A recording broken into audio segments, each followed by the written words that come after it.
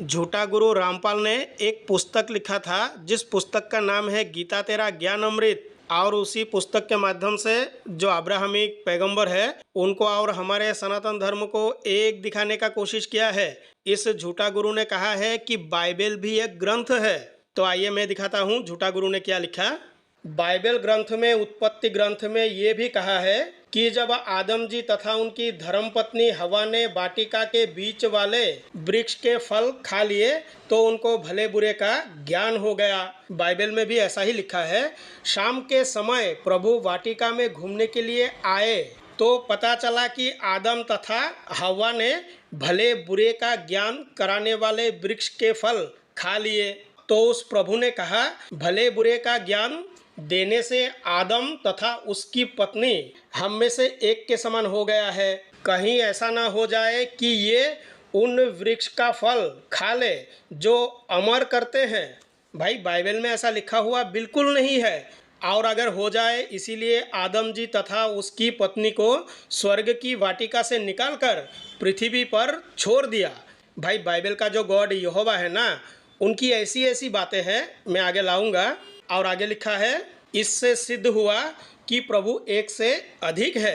भाई प्रभु एक से अधिक नहीं है। अगर हमारे सनातन सिद्धांतों को अच्छी तरह से झूठा तत्वदर्शी संत देख लेते तो ये ना कहते, क्योंकि परमेश्वर को गिनती के श्रेणी में नहीं रखा गया कि वो एक है। भाई वो सर्वव्यापक है और इसका प्रमाण ना तो बाइबल में है और ना ही कुरान में है। क्योंकि प्रभु ने ऊपर कहा कि ये भले बुरे का ज्ञान देने से हम में से एक के समान हो गया है। फिर बाइबल ग्रंथ में कहा है कि इब्राहिम मुमरे के वृक्ष के नीचे बैठा था, उसको 3 प्रभु दिखाई दिया, जिस पर मेरा वीडियो बना हुआ है। तो वहाँ इब्राहिम के सामने 3 अतिथि आते हैं और इब्राहिम ने उनको मांस, दूध, दही, लस्सी, जो गाय का मांस है ना, उससे उन 3 प्रभु का सेवा किया। परंतु रामपाल ने उस जगह को लिया नहीं, कह दिया कि वो काल की बातें हैं। भाई पूरी की पूरी बाइबल से काल की बातें दिखाओ।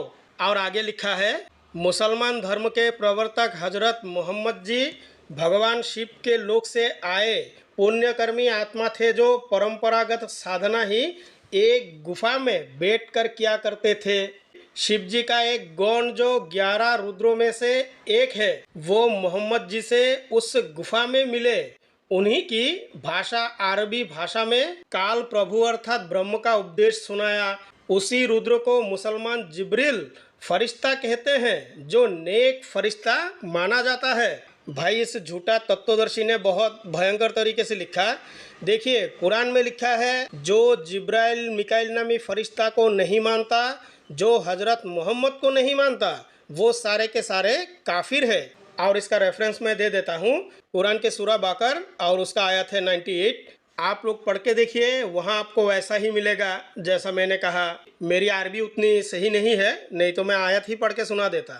आगे भावार्थ क्या है कि हजरत मोहम्मद जी शिव के बच्चे हैं। जो मुसलमान धर्म का पवित्र तीर्थ स्थल काबा है, उसमें भगवान शंकर के लिंग के आकार का पत्थर लगा है, जिसको मुसलमान श्रद्धालु सिजदा अर्थात प्रणाम करते हैं। तो बंधुओं, सुनी सुनाई बातों को रामपाल ने अपनी पुस्तक में लिखा और फर्जी नाम दीक्षा देके समाज को गुमराह किया। तो ऐसे झूठा गुरु का पूरी तरह से बहिष्कार होना चाहिए। तो बंधुओं, वीडियो को लाइक करें, चैनल को सब्सक्राइब करें। मिलते हैं अगली वीडियो में। धन्यवाद।